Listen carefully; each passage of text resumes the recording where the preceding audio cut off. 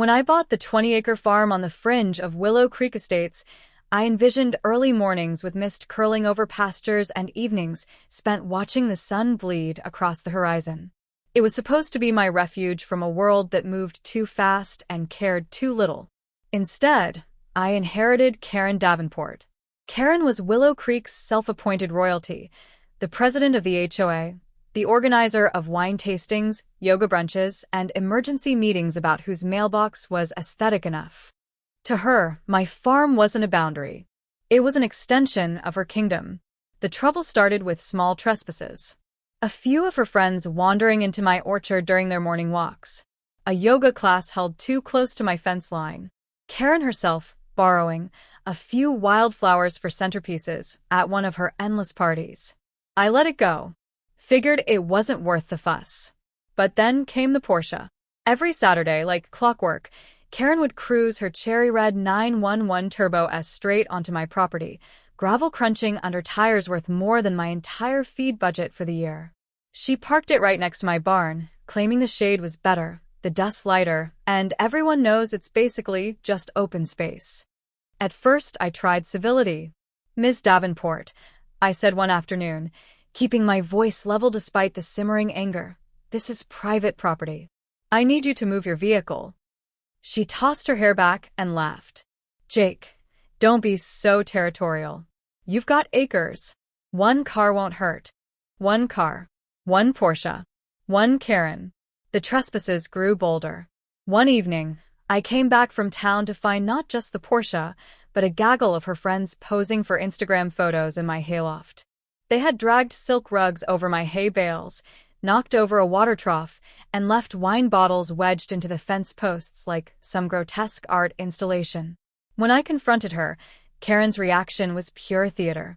"You should be thanking us," she said with a dazzling, patronizing smile. "We're giving her dusty old farm some life." That night, I stood at my kitchen window, staring out at the fields lit by the dying sun. My hands were fists in my pockets. This land had been in my family for generations. Every post, every furrowed row was a testament to years of sweat and stubbornness. It wasn't just property, it was legacy. Karen didn't care about that. To her, it was a prop, a backdrop for her curated life. I tried one more time, this time in writing. A politely worded letter, tucked under her windshield wiper, outlining property laws, trespassing consequences, and my earnest desire to avoid conflict. The next Saturday, the Porsche was back, parked even deeper onto my land, bold as a slap. Tucked under my letter was a new note, scrawled in looping, dismissive handwriting. "Lighten up, Jake. Life's too short to fight over dirt." That was the moment something shifted inside me. This wasn't ignorance. It wasn't a misunderstanding. It was deliberate disrespect, served cold with a smile. Karen believed she could do whatever she wanted because no one had ever told her otherwise, and made it stick. But I wasn't one of her HOA cronies. I wasn't looking for her approval, and I sure wasn't going to be bullied off my own land. Standing there beside her gleaming Porsche, the wheels of an idea began to turn. Slow at first, but gaining momentum with every beat of my heart. The rules were simple. Respect my land, and you're welcome. Disrespect it, and you're going to learn real fast that farmers don't fight fair. A grin tugged at the corners of my mouth, rough and unfamiliar. If Karen wanted a photo-worthy spectacle, well, she was about to get one she'd never forget. And this time, the dirt she disrespected was going to fight back. The next morning, I was up before the sun, fueled by a kind of furious energy I hadn't felt in years. While the coffee brewed, I pulled out a battered notebook and started sketching. Measurements, angles, materials, all the pieces of my plan coming together in thick, determined strokes. By the time the coffee pot clicked off, I had a full blueprint. A fence, not just any fence, but a towering, industrial-grade, no-trespassing barricade that would make Fort Knox look like a picket fence. The idea wasn't just to block Karen out. It was to send a message so clear, so undeniable, that even she couldn't twist it into some self-serving narrative. Before noon, I was at McGraw's lumberyard, loading my flatbed with enough treated posts, steel wire, and neon-painted "No trespassing" signs to fortify a small army. Old Man McGraw raised an eyebrow as he watched me tie down the load. "Building a prison, Jake," he joked. "Something like that," I said, tightening the last strap until it hummed. Word travels fast in Willow Creek, and I wasn't surprised when I spotted Karen's gleaming SUV parked outside the HOA clubhouse as I drove back. She was probably hosting another community engagement meeting, which usually translated into telling people why their porch lights were the wrong shade of warm white. Good. Let her be distracted.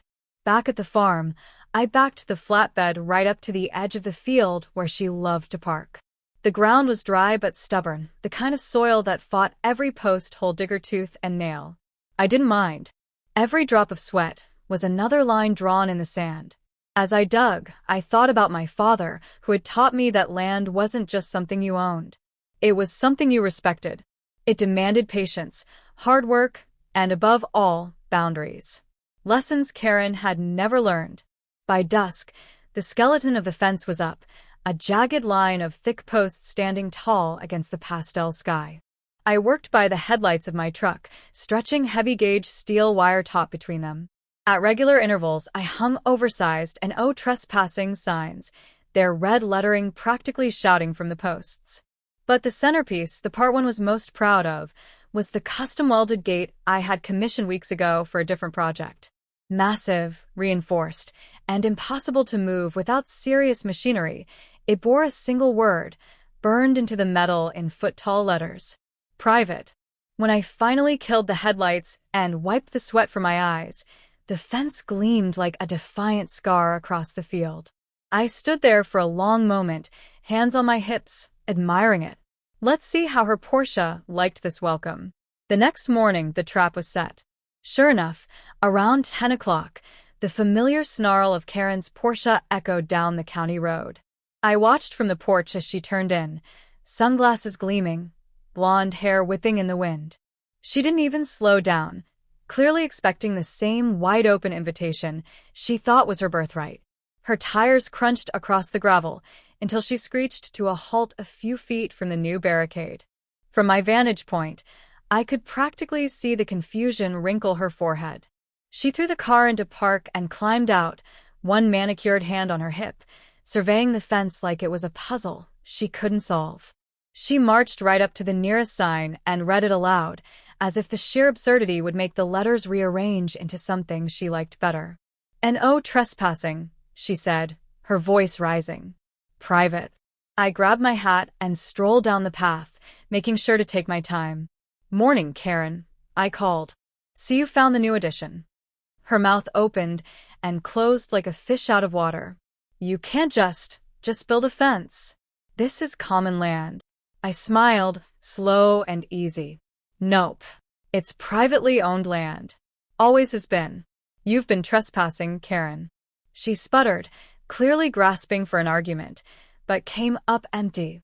"You'll be hearing from the HOA," she snapped finally, as if that were the trump card she thought it was. I tipped my hat, looking forward to it. For a long moment, we stood there, the quiet weight of the standoff settling between us. Then, with a sharp toss of her head, Karen spun on her heel and stalked back to her Porsche. The tires spat gravel as she peeled out, leaving a dust cloud in her wake. I watched her go, a deep, satisfying calm settling into my bones. The fence wasn't just a barrier. It was a line drawn in iron and blood between her world and mine. And for once, Karen Davenport had found a door she couldn't kick down. For a few days after the fence went up, peace returned to the farm like an old friend. I could finally mow my fields without weaving around Karen's Porsche, could walk my pastures without worrying about strangers using them as a backdrop for selfies. But deep down, I knew it was only the eye of the storm. Karen Davenport wasn't the kind of woman who accepted defeat gracefully. She was the type who threw a full-court press when things didn't go her way, and sure enough, on the third morning it started. A formal letter from the Willow Creek Homeowners Association arrived, delivered by a local courier like some royal edict. It was printed on heavy cream paper and laced with that peculiar mix of condescension and threat that only HOA lawyers could master. In short, the HOA was deeply concerned about the unauthorized construction along community property borders and demanded the immediate removal of unsightly fencing to preserve the neighborhood's visual harmony. I laughed out loud as I read it, standing barefoot on my porch. Community property? This land had never been part of Willow Creek.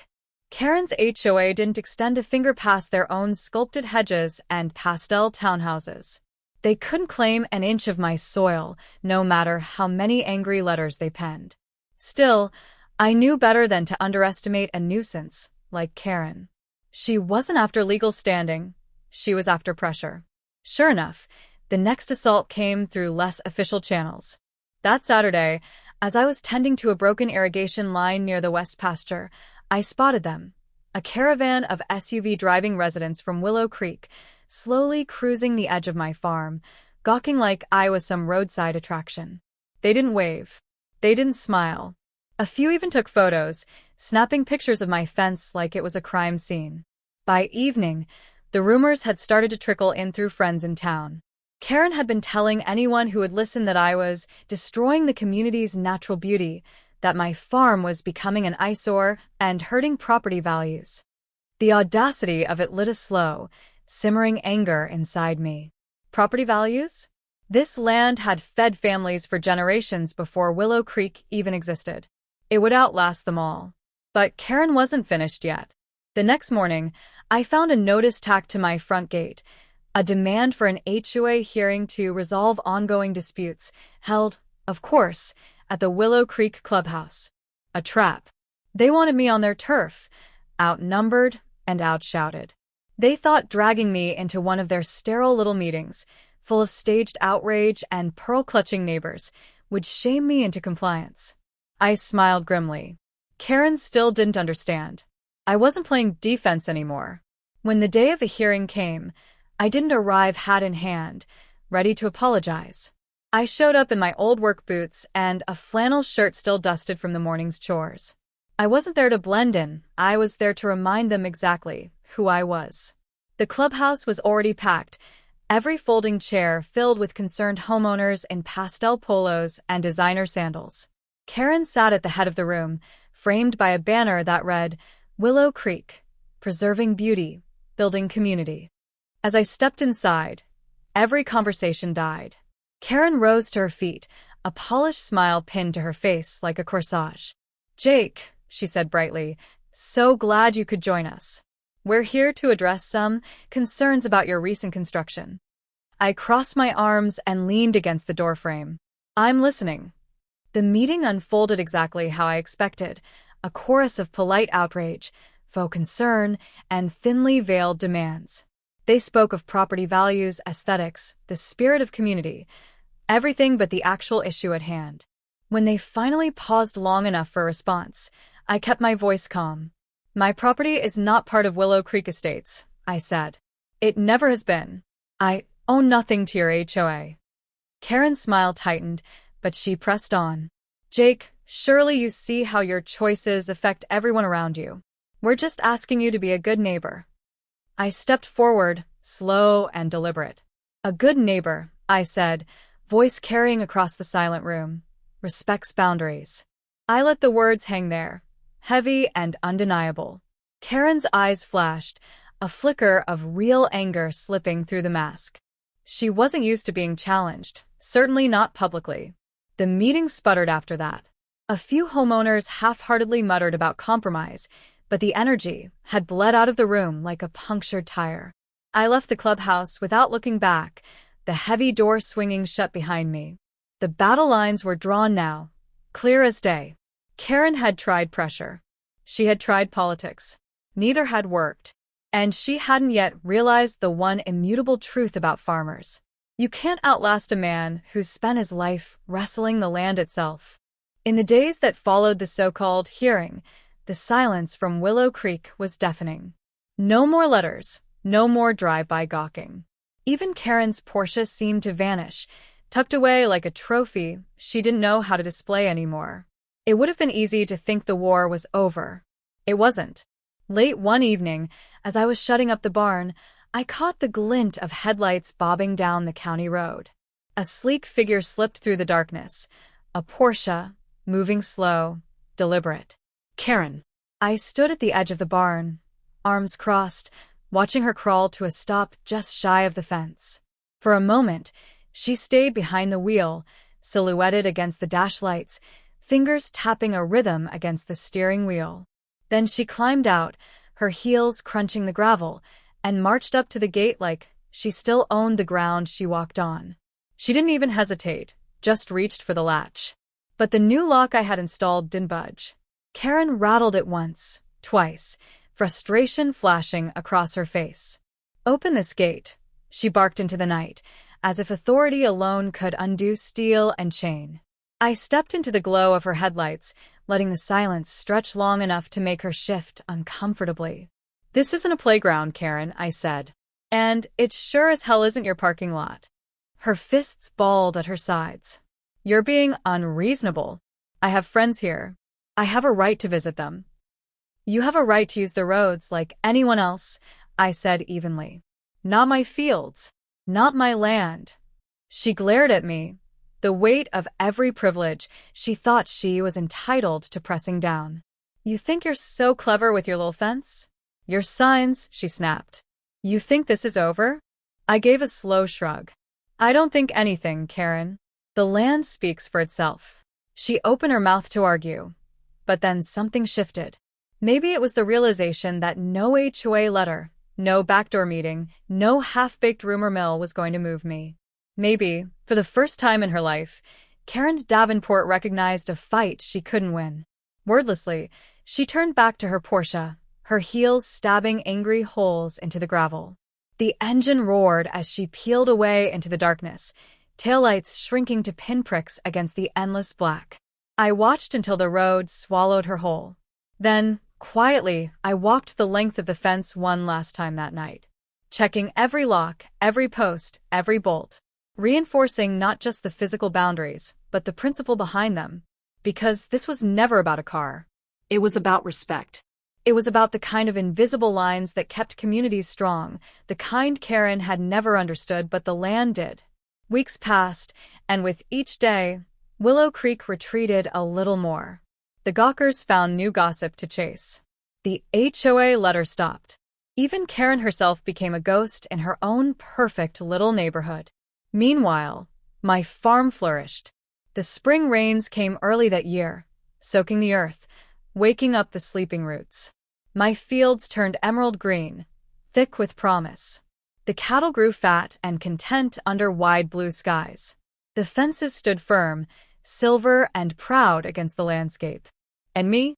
I worked the land like my father and grandfather before me, hands in the dirt, heart anchored deeper with every passing day.